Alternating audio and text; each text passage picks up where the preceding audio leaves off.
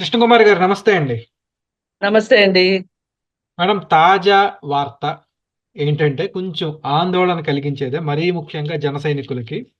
Election commission Janasena party తాను ఎక్కడైతే పోటీ చేయట్లేదో అక్కడ ఇండిపెండెంట్ అభ్యర్థులకి గ్లాస్ సింబల్ కేటాయించింది. మీకు గుర్తుందో లేదో, మనకి విజయసాయి రెడ్డి గారు అనుకుంటా ఎలక్షన్ కమిషన్కి ఒక రాతపూర్వకంగా ఇచ్చారు. 175 స్థానాల్లో జనసేన పోటీ చేయట్లేదు కాబట్టి జనసేన పోటీ చెయ్యని ప్రాంతాల్లో వాళ్ళకి గ్లాస్ సింబల్ ఇచ్చేలాగా చూడాలి అని చెప్పి విజయసాయి రెడ్డి గారు దరఖాస్తు ఇచ్చారు. అంటే కూటమిలో విజయసాయి రెడ్డి గారు ఉన్నట్ట, పవన్ కళ్యాణ్ గారు ఉన్నట్ట, ఎలా చూడాలి మేడం దీన్ని?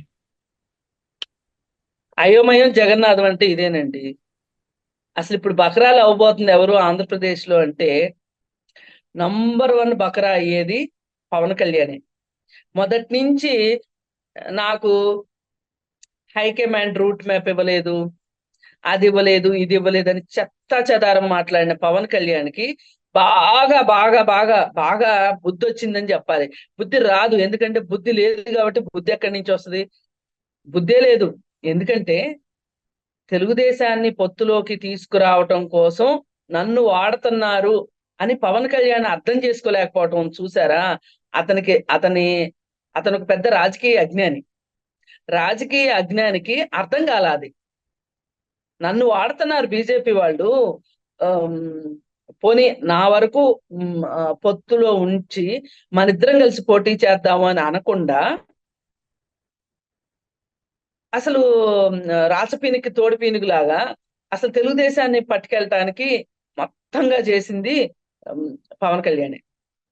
ఎందుకంటే ఇది బీజేపీ స్కెచ్.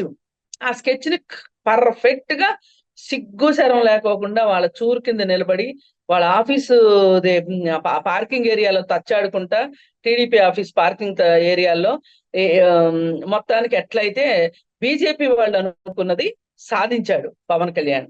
మరి సాధించిన తర్వాత బీజేపీ వేస్తున్న నేనంటాను ఉమ్,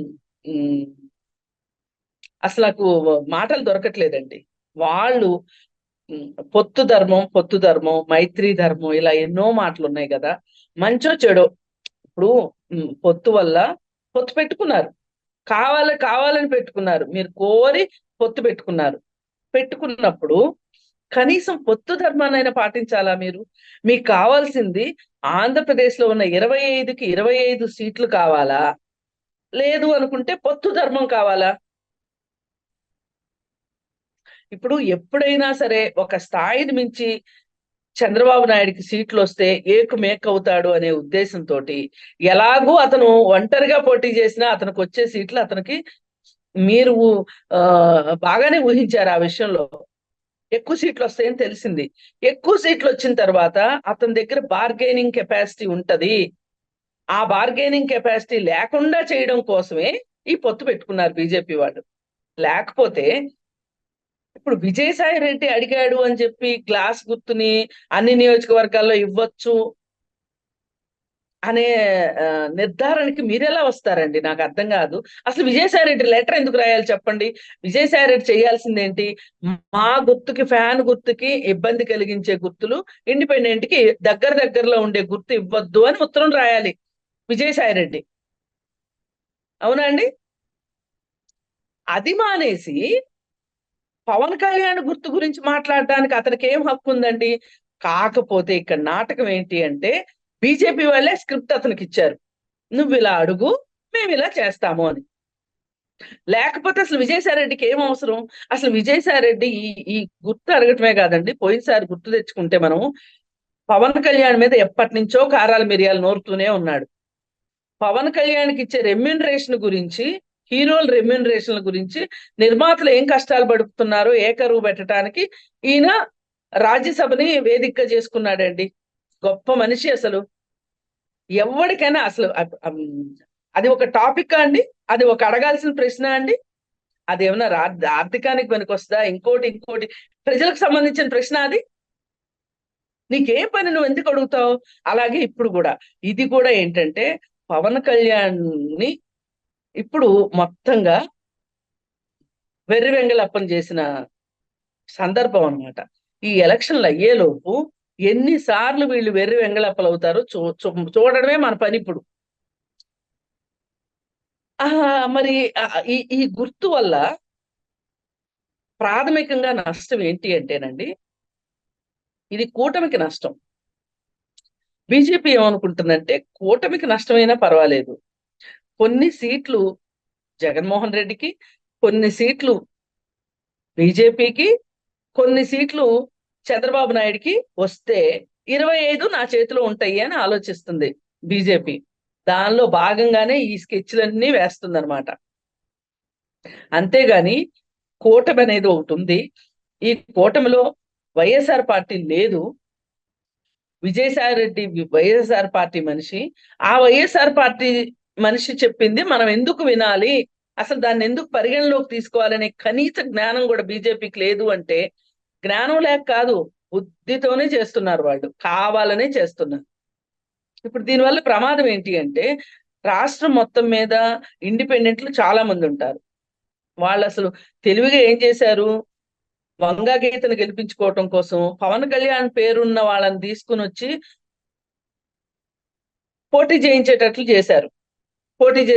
చేశారు.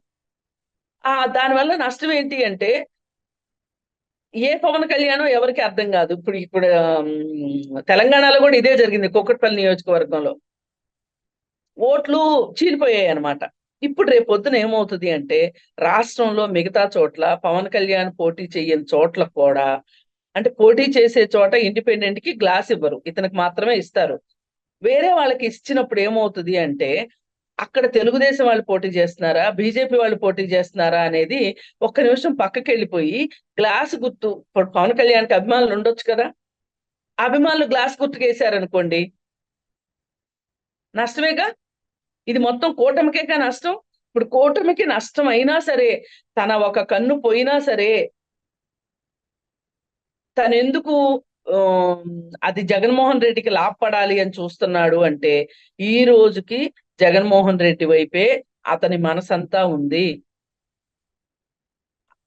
అతని మనసులో జగన్మోహన్ రెడ్డి ఉన్నాడు, చేతల్లోనేమో అంటే పైకి కనిపించే దగ్గరేమో చంద్రబాబు నాయుడు ప్లస్ పవన్ కళ్యాణ్ ఉన్నారు అన్నట్లుగా వాళ్ళు చెప్తున్నారు. మరి దీనికి ఇలాగే ఉన్నాడు అనడానికి ఇంకొక ఉదాహరణ ఏంటి అంటే, ఎప్పటి నుంచో అడుగుతున్నారు, మాకు సిఎస్ తోటి జవహర్ రెడ్డి తోటి చాలా ఇబ్బందిగా ఉంది, డీజీపీ తోటి చాలా ఇబ్బందిగా ఉంది, మేము చాలా కష్టాల్లో ఉన్నాము, మేము ఇబ్బంది పడుతున్నాము అంటే, ఈ రోజుకి వాళ్ళిద్దరిని వాళ్ళిద్దరిని మార్చకుండా ఇలాంటి పిలిపి త్రేషాలన్నీ వేస్తున్నారు అనమాట. అసలు వాళ్ళిద్దరిని మార్చడానికి మీకు వచ్చిన బాధ ఏంటి అసలు? ఎందుకు మార్చకూడదు అంటే, ఎవ్వరి మాట వినని ఏబి వెంకటేశ్వరరావు అక్కడ డీజీపీ రేస్ లో ఉన్నాడు. అతనికి ఇవ్వాల్సి వస్తుందేమోనని చెప్పి ఇప్పుడు డీజీపీని మార్చేస్తే, ఈ లోపు పుణ్యకాలం కాస్త అయిపోయి రిటైర్మెంట్, ఎలక్షన్ అయిపోయాక ఎవరు వస్తే ఏంటండి, ఏబి వెంకటేశ్వరరావు వస్తే ఏంటి, ఇంకొకరు వస్తే ఏంటి, జగన్మోహన్ రెడ్డి కళ్ళల్లో ఆనందం చూడటం కోసమే సిఎస్ ని కానీ డీజీపీని కానీ మోడీ మార్చట్లేదు. ఇప్పుడు అసలు ఇవాళ భారతదేశంలో మోడీ భారతదేశ ప్రధాన చీఫ్ ఎలక్షన్ కమిషనరా అంటే అనుమానం వచ్చే పరిస్థితిలో మోడీ ఉన్నాడు. అసలు చీఫ్ ఎలక్షన్ కమిషనర్ ఎవరండి మీరు చెప్పండి? తెలీదు. అంటే వ్యవస్థల్ని అట్లా మొత్తం చాప చుట్టి చేతిలో పెట్టుకున్న పరిస్థితిలో మోడీ వెళ్ళాడు అంటే, ఇది ఫ్యాసిజంగా ఏంటి, తానొక్కడే ఉండాలనుకుంటున్నాడు. అందుకే రేపొద్దున తాను ఒక్కడే ఉండకుండా పోతాడు. చూద్దాం మేడం ఏమవుతుందో. మరి జన సైనికులు ఎలా రియాక్ట్ అవుతారు, పవన్ కళ్యాణ్ గారు ఎలా రియాక్ట్ అవుతారో కూడా చూద్దాం మేడం. ధన్యవాదాలు.